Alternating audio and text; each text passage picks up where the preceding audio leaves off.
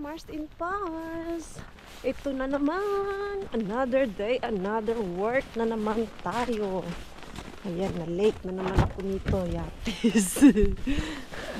Ano oras na lumabas si Maring Queenie? Wala kay. Ang sarap pa matulog. Uy, alam mo yung nasanay ka na lang na late magising. Ay, salamat. Hindi ko na kailangan kiskisin yung aking salamin. Kung nagmamadali na ako punta ng work, medyo madilim-dilim pa. Pero mamaya, niliwanag na yan. After 2 weeks of vacation, ano naman tayo?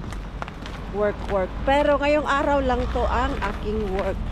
And then, 3 days off na naman kay yung weekend kasi pina-reserve ko yun na off ako at sa Monday another holiday na naman dito sa Finland, so tuloy-tuloy yung pahinga, hindi pala tuloy-tuloy yung gala, I mean. Hey, may nag-chat sa akin, replyan ko nga muna to. Sino yun, si Flor or si Shabby? Ngayon pa ako nakapag-update sa inyo mga Mars kay. Alam niyo na, back to work dun sa hotel. Binigyan ako agad ng 14 rooms plus 1 stay over na housekeeping. Dapat kong linisan kaya naka-stay over yung guest ko, diba? All in all ay 15 rooms yung pinalinis sa akin. Yes, good. So 30 na ako nakalabas. Okay. Grabe din ang kalat. At ako ay gutom na. Dumaan lang ako dun sa Asian. Bumili ako ng isang spaghetti sauce. Kaya nagawa ako ng spaghetti sauce mamaya. Asan yung aking ano? Hinahanap ko kanina pa yung aking headset. Ay, lobat pala yun. Magcha-charge pa yun kay. Pupunta pa naman ako kay Mr. B natin. Mag-ano sana ako. Mag-gym ako pero punta muna ako dun sa Tukmanibin. Baka may mga chocolate dun na itatapon. Oh, yay. So, wala yung aking boys dito kay nag-sauna sila. Sabi ko kay Pars, ayaw ko mag-sauna kay last week na andun kami sa hotel, everyday kami nagsasauna at yung aking buhok ay nagda-dry. So, yun talaga yung iniiwas ko sa sauna, yung aking buhok. Okay na ako once a week, pero yung everyday, ay naku, tapos 3 days or 4 days ba kami nagsauna? 3 days. Yung last day, hindi na ako nagsauna kay iniwas ko na yung buhok ko.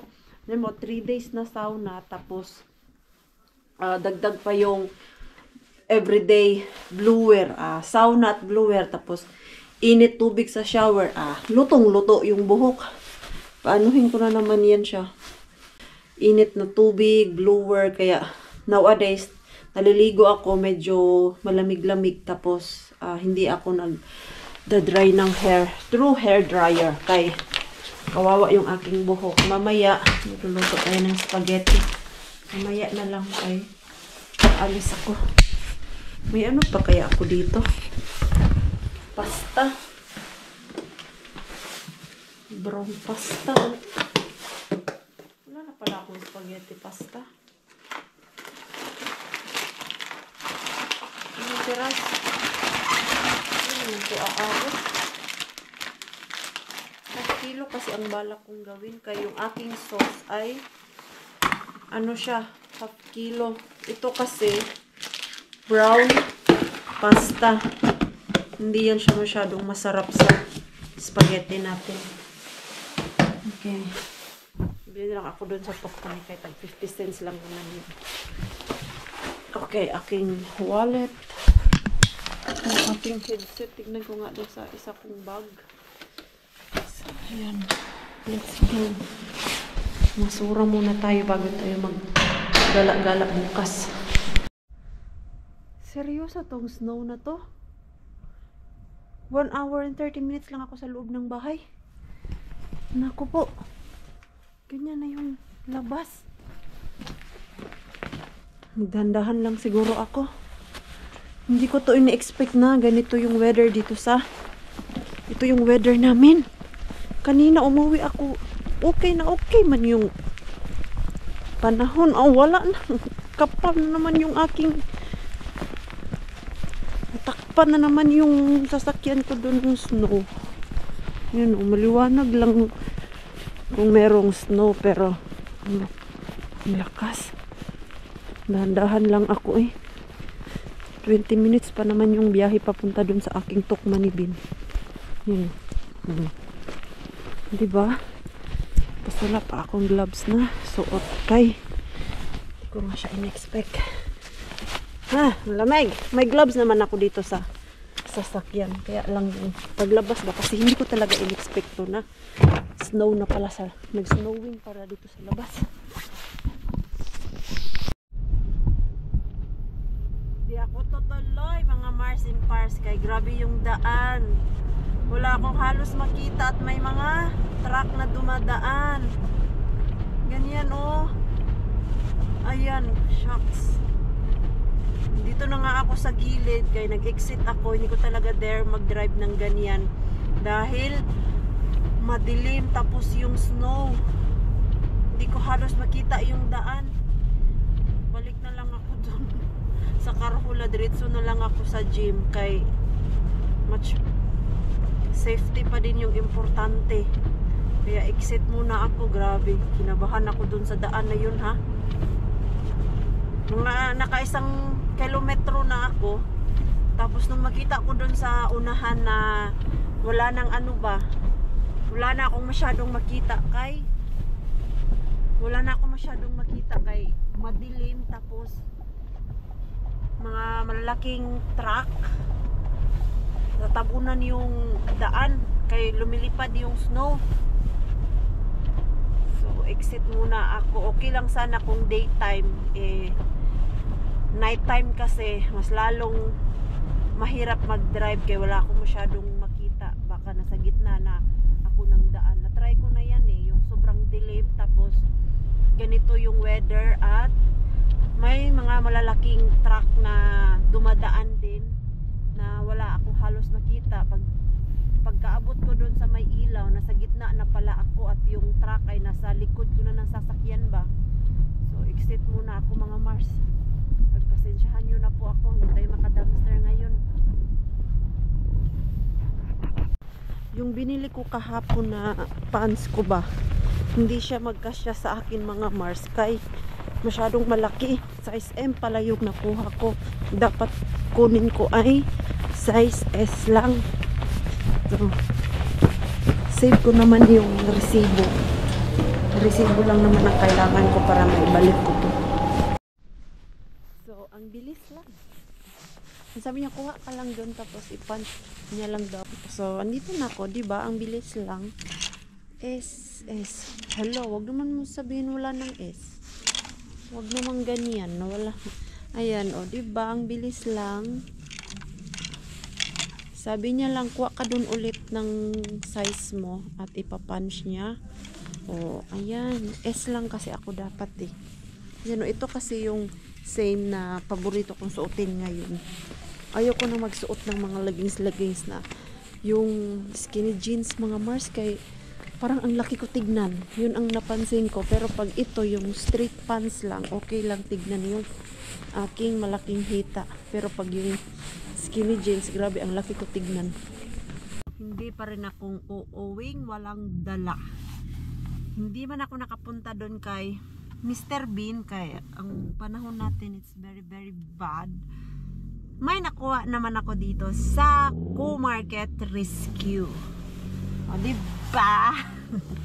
Naswertihan ka Maring Queen eh. Yan, anuhin ko muna. Pasok muna ako doon sa loob. Pick up natin yung ating rescue. Yung basa naman dito. Moy, hey mula on rescue. Pestonin.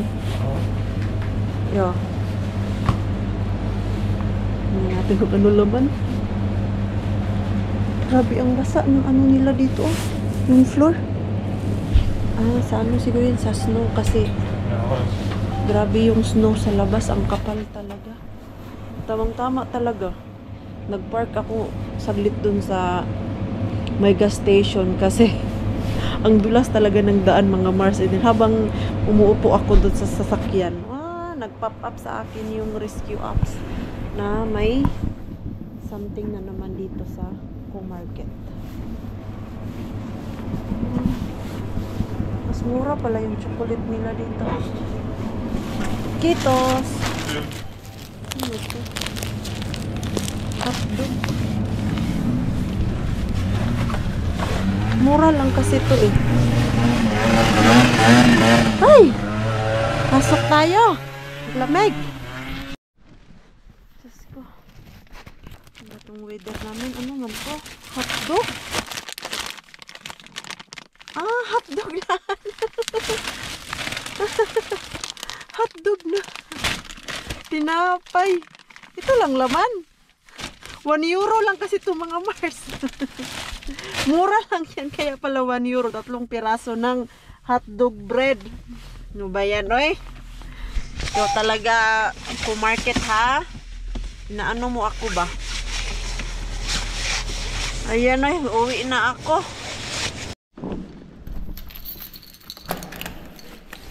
Hello.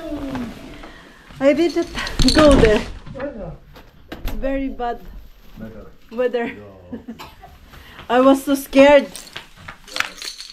How's sauna? How's sauna, Mixo? Hindi man ako sinasagot ng aking Mixo. Hindi lang pala 3 yung nakuha ko dun sa market. Dami pala to. 5. O, hindi na ako lugi sa 1 euro ko. Yung aking Mixo, wala pala tong damit. Takbo-takbo dito. Ayan, pwede na to pang snack ni Mixo. Baunin ko pala to bukas kay lalayas kami. Mixo, do you want hot dog? May ketchup na kaya to? Tingnan ko nga eh. Kung may ano na, ketchup. Or hotdog lang. Hotdog lang talaga at tinapay. Kaloka. Okay na nga. Just ano. Totooin ko na lang yung ating spaghetti. At yung ating pasta. Kunti lang yung ating pasta. Ay, bahala na si Batman. Kung ano meron dyan, yun na yun. Ay, naku, pumunta ako ng Co-Market. Ba't di ako bumili ng pasta? Lutang si Maring Queen. Nyo. Kalimutan ko.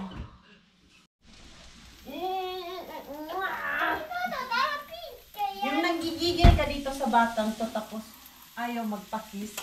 Masyado nang maliwanag yung ano namin dito, kusina kay naglagay pala si Pars.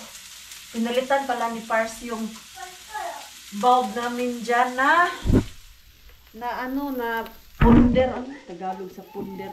Atis na. Punder. Hindi na gumagana ba? 3 bulb kasi yan. Tapos, isa na lang ang gumagana niyan. Ito ni Pars yung 2 bulb. Masyado nang maliwanag dito sa bahay. At ayaw ko din yung bahay mga Mars na madilim. Gusto ko maliwanag talaga. Dati, nung dumating ako dito sa bahay ni Pars, ang mga ilaw niya, yung yellow. Alam niyo po yung hindi ganito, yung sakit sa mata. Pinapalitan ko kay, hindi man ako nasanay good na ganun yung ilaw. Kaysa atin, gusto natin maliwanag, di ba? Eh, ayun, pinapalitan ko kay Pars. Lumiwanag yung bahay. Buti na lang, may karni pa kami dyan sa freezer. Hindi ko na kailangan bumili ng mga karne kay madaming stock si Maringkini. Yan yung sikreto. Basta may ano, rescue. Nakakatipid ng mga karne. Tuwang-tuwa talaga ako basta may makuha akong karne. Pero ngayon, ang laman ng aking rescue apps ay mga hotdog. Pero nakakain din yan. Babaunin ko yan bukas. Abangan kung saan kami pupunta. Ang init. Okay na yung aking spaghetti doon. Kailangan ko lang cool down para mailipat ko sa plastic. At dahil tapos na ang New Year at Pasko, ganito kami dito. Ayan. Let's keep our Christmas tree again for next year. It's time to remove this. Bye-bye na, Mixo. What? Bye-bye na dito sa ating Christmas tree. Bye-bye. Bye-bye. Now I got it. Yung aking mga gold decoration. Lalagay ko siya sa isang box para pag kailangan ko ay easy lang siya hanapin. Hindi yung lahat ng box ay kapalkalin. So, diba, I learned na ganito pala dapat. Hindi yung i-mix mo ba. Kasi pag i-mix mo, then, gaya niya, next year, ang kailangan ko is white. So, anuhin ko na naman lahat yung white, kalangkalin. Sige na yung ganito na nakaseparate siya. Kaya lang, I think yung aking box ay hindi siya magkasya lahat eh. Madami ng tumbog.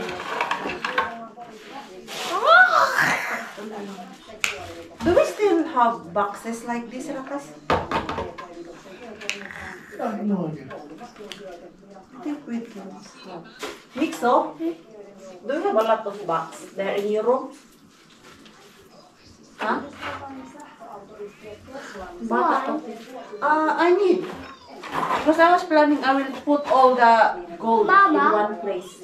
Mama, Yes? do you mean tollasia, mikä on tyhjiä? Yo. Tyhjiä pahvilaat. Ja uusia? Yo, parhabilati ko. Do you have? Yes, I have one. Ah, that one!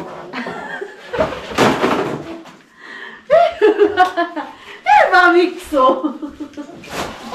Wala kasi akong wala kasi ako nung malalaki eh. Never, boy. You are so bright, Mikael. Toi on se laatikko, missä oli kenkä. Ha? Yo. Ah, ito kasi yung box kahapon na nilagyan sa kanyang sapatos. What's there? Nothing. Lights have been on this box. Gaya nito, oh, nilagyan ko siya ng light. So, hindi ako nahirapan Here naghanap is asan also ang like mga, some lights. mga ilaw. Christmas is done. So, it's time. To clean the Christmas tree. Yes, it's time. I think Jingle this bell, one jingle bells was in and all here. Yeah, the way. that one. Santa Claus is dead. Easy. Alam niyo po ba ano ang sekreto nitong Christmas tree ni Maring Queenie? Santa Claus. Ang harap lang po madaming decoration yan. Pero kung titignan nyo sa likod, kulang-kulang po yung likod. Dahil kunti lang naman yung aking mga ganito. Oh, mga T-Rex decoration po. piilet. Yes. Terix. Okay na yung aking spaghetti. Kaya lang parang feel ko, medyo maalat siya. Ginisa ko kasi yung karne dun sa patis. Para wala yung medyo langsa-langsa niya ba. Ganyan ako gumawa ng spaghetti. Lalagyan ko ng patis. Yung karne lang, hindi yung sauce. Parang nadamihan yung patis. Tapos, lagay yata din ako ng...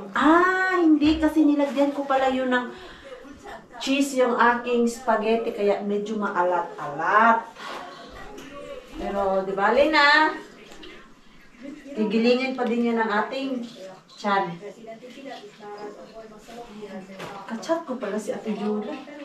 Kalimutan ko na reply yan. Let's go into the venture. Muna ko kasi ito para 16. hindi ko na mahal talaga.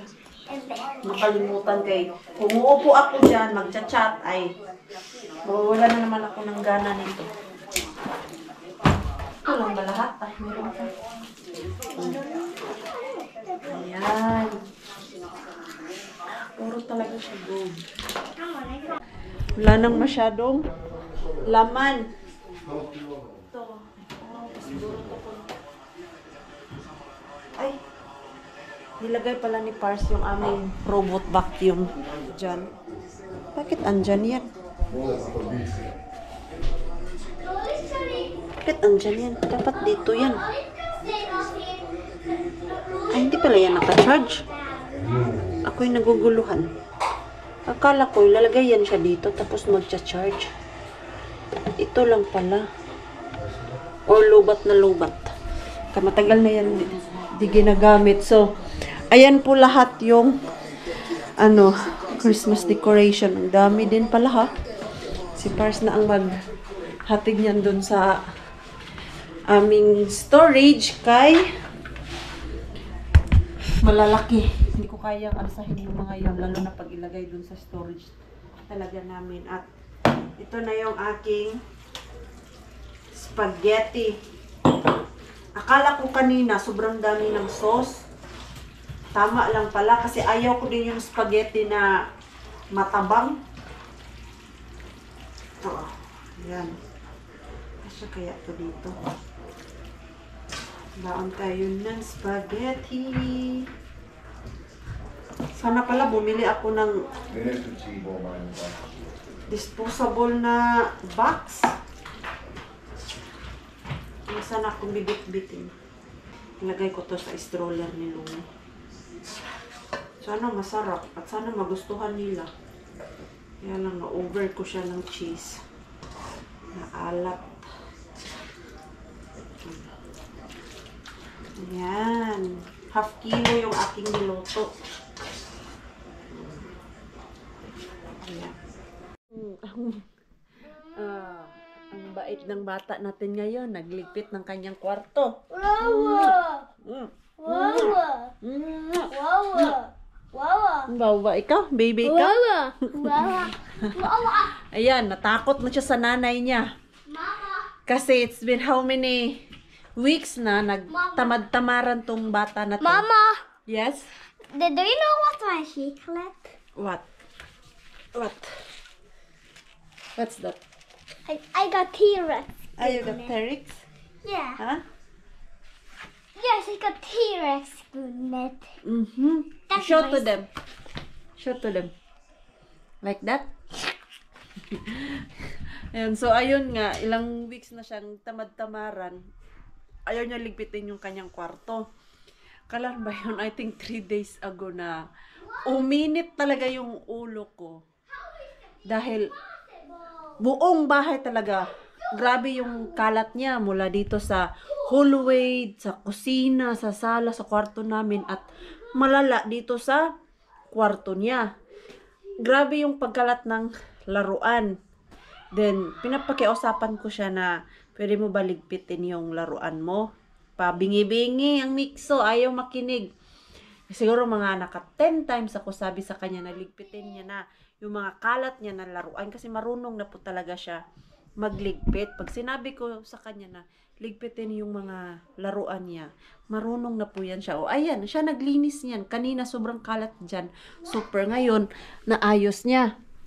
Yung time na uminit na talaga yung ulo ko sa mga kalat niya dahil laruan, of course, bata po yan. Alam ko naman na normal lang yung magkalat. Pero, habang bata po sila, turuan natin sila kung paano mag-alaga ng kanilang mga gamit, kung paano sila mag-organize. Sa ngayon pa lang na kayang-kaya pa natin silang hawakan sa leeg, iutos na natin yan sa kanila kasi kalakihan, matutunan yan nila. So, wait, mama will vlog. Wait. So, yung araw na yun, dahil hindi talaga siya nakinig, pabingi-bingi, ang ginawa ko, pinakita ko talaga sa kanya na galit ako. Kumuha ako ng malaking black bag garbage. Nilagay ko lahat yung mga laruan niya dun sa black garbage na yun na plastic bag. Iyak siya ng iyak kasi itatapon ko daw yung mga laruan niya. So, sabi ko sa kanya, kung hindi siya marunong magligpit ng kanyang mga laruan, mapupunta talaga yan sa basurahan. At Kaya ito Mama. ngayon, marunong na siya. Mama. Grabe tawag niya. Mama. Sinirado ko yung pinto dyan sa kwarto niya. Sabi ko, huwag kang umalis dyan hanggang hindi yan nalinis. Iyak siya ng iyak. Tapos tawag siya ng tawag sa kanyang tatay, si Pars din. Hinahayaan niya ako para disiplinahin din tong batang to. Kasi pag kakampihan niya, hindi siya matututo. So, andito lang naman ako nakatayo. Tapos, sinrado ko yung pinto ba para makita niya na seryoso ako sa sinasabi ko sa kanya. And after that day, natuto na siya. Every time na nagkakalat na siya at sinasabi kong magligpit, ay, ligpit agad si Mixo. Diba, Mixo? Diba? Diba? Mama, Hmm? do you know what my other secret? What? Other katkalapu. Katkarapo. Yeah, What's that in English? Lobster. Yeah, lobster. Mama, It's very yummy lobster.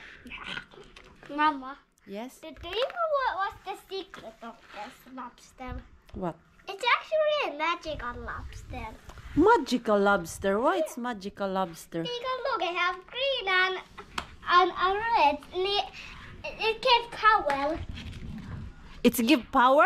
Yeah. Okay, show. Like that? Like that. You need to put it in here and wait a second. Okay, what's next? Your dinosaur hat. Yeah, and wait. And then what you will do? Magic wand. Ay, magic one. Okay. Afra. O, sige. Afra the floor. Dinosaur. Ay, dinosaur! No, it's a lobster. Abra-kabra ka pa dyan, ha? Okay, put it there na to your room because we go to bed na. No, but Okay. Mama, What? I want to play ball. Also those two, oh. No, sleep with me. Tomorrow again. Put all to your room. How about living room? Did you clean already there? How about the stuffed toys? No, because I want our uncle looks the Hanelia is here. But it's not nice. Your Yes, it stuffed toys is there. Yes, it is. Really? Yes. Living room, it's supposed to be just sofa and then that peito and then the pillows. Bingi-bingi na naman ay. But, bago kami matulog ni Mixo, punta muna ako dun sa storage namin sa labas, yung malapit sa pinto kasi pinapacheck pala ni Ate Julie sa akin yung stroller ni Mixo ba? Yung maliit. Naalala niyo po yung pinakita niya sa Prisma nung gusto niyang bilhin. And then sabi ko, may ganyan si Mixo. I-check ko kung hindi pa yun nag-molds kasi matagal na yun dun sa labas eh. Lamig-init baka nasira na yun dun sa labas. Tingnan ko muna. Doon lang naman tayo sa baba. Ay, salamat. Huminto na din yung snow. Ayan, huminto na. Diba ang tigas ni Maring Queenie? Hindi na lang nag-jacket. Okay, dito lang naman kasi ako sa labas. Ano dito sa gilid. Ayan, i-check ko muna kung okay pa ito. Hindi pala malamig dito. Kasi may heater. So, akala ko pa naman malamig. Hindi pala.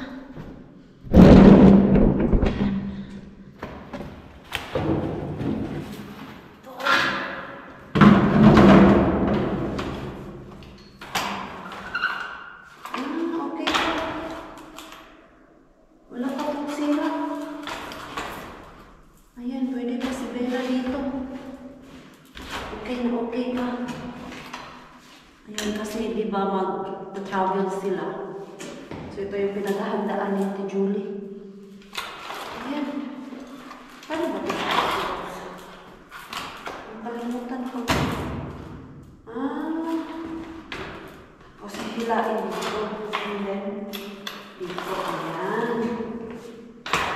Ayan, okay pa pala to. Ang tawag dito ay umbrella stroller. Kasi para po siya umbrella. Ayan. Ayan, ganda naman siya. Maganda dyan, maliit. Hindi yung malakihan na stroller. Uy! Naku. Ang lamig. Yung nag-minus 9, tapos yung damit ni Maring Queenie t-shirt lang. Yan. I-confirm ko Ate Julie na okay yung stroller. Hindi niya kailangan bumili. Kasi medyo mahal din yun siya na stroller. Tapos isang beses mo lang din gagamitin pag nag-travel ka. Pero ito, magagamit talaga yan Ate Julie pag summertime. Instead na yung malaking stroller talaga. Pwede na si Bella doon kay... Ilang taon ba si Mixo nun? 1 year old. Nung binili ko yun na stroller. Summertime, 1 year old naman si Bella. Nakakaupo na siya ng maayos. Patulogin ko na tong maliit na bata. Hey, charge your iPad na. Yun na, charge your iPad. Where it is. I'll just put it there. I will charge it. I will just turn off all the lights kay mahal ang kuryente ngayon. Ayan. So, ako din ay ready na mag-sleep. So, i-end ko na po yung ating vlog. Maraming salamat po Maraming salamat po sa walang sawang pagsuporta sa channel namin, sa mga bago pa lang po dito. Welcome po, and please don't forget to subscribe and click notification bell para po updated ka sa ating next video. If nag-enjoy naman po kayo sa ating vlog today, please like, comment, and share this video. See you po sa next vlog. Good night po sa inyong lahat.